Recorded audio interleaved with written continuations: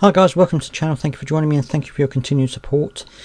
ESA is going to be changing from the 1st of December this year. Now, I know that a lot of people already know about this and are already aware of the situation. However, there may be some who aren't or maybe unsure of what the situation entails. So I'm going to read you an article from Benefits and Work website that explains it quite well, I think, so that you can see what it is that you might need to do. It's nothing to worry about. Everything should go through automatically. It's just to make you aware of what the situation is. Also, thank you to the person who sent me this article. I did try to look at it myself, but I couldn't. But they sent it to me via email, so thank you to them for sharing as well. So let's take a look at the article. All awards of contribution-based ESA will become new style ESA from the 1st of December 2025. Currently, there are two types of ESA in existence. Income-related ESA is means-tested benefit for people who are unable to work for health reasons and otherwise have a low income. It is affected by your income and savings and capital, and if you live with a partner, you can claim as a couple. Contributory-based ESA, this is based on your own personal national insurance contribution record and is not affected by savings, most forms of income, or having a partner. Under the old legacy benefit system, contributory-based ESA was called contribution-based ESA. You might be in receipt of this if you claimed contributory ESA before Universal Credit was rolled out in your area, so around 2017 or 18, depending on where you live. Within the Universal Credit system, the contributory version of ESA is called New Style ESA. The rules for both are the same, it's just a name change. On the 29th of October, the government introduced the Welfare Reform Act, which we know, as part of dealing with the eventual closure of the legacy benefits system.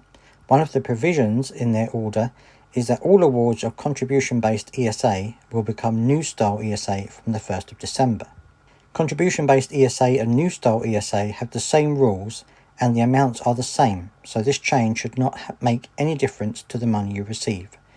When someone makes a new claim for ESA, for the New Style ESA, or when their contribution-based converts to it during managed migration to Universal Credit, they are asked to agree a claimant commitment with the New Style ESA. The order that is coming into effect on the 1st of December includes a provision that the Secretary of State can delay the preparation of a claimant commitment for as long as they see fit.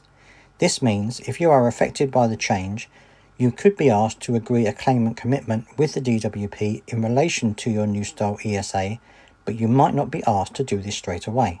If you receive the support component of contribution-based ESA, you can't be given any work-related requirements within New Style ESA.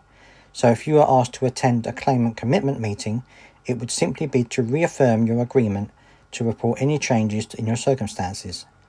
We put attend in quotes because you can ask for a reasonable adjustment to have any claimant commitment meeting by phone if you need to because of your disability or health issue. If you receive the work-related activity component of contribution-based ESA, then any New Style ESA claimant commitment would involve discussing what might be reasonable work preparation activities. As you can be asked to do these activities on contribution-based ESA, there isn't really any difference between the two requirements of the benefits. The other consequence of this rule relates to claiming a top-up of income-related ESA.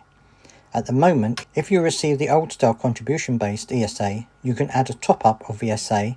This might be the case if you make a successful claim for PIP and become entitled to the severe disability premium. From the 1st of December, your contribution-based ESA will become New Style ESA, which is part of the Universal Credit system. This means you can no longer add the IR ESA top-up. If you think you might be entitled to a top-up of income-related ESA and you are not currently claiming it, it's important to do so by the 30th of November this year. You can do this by contacting the ESA helpline.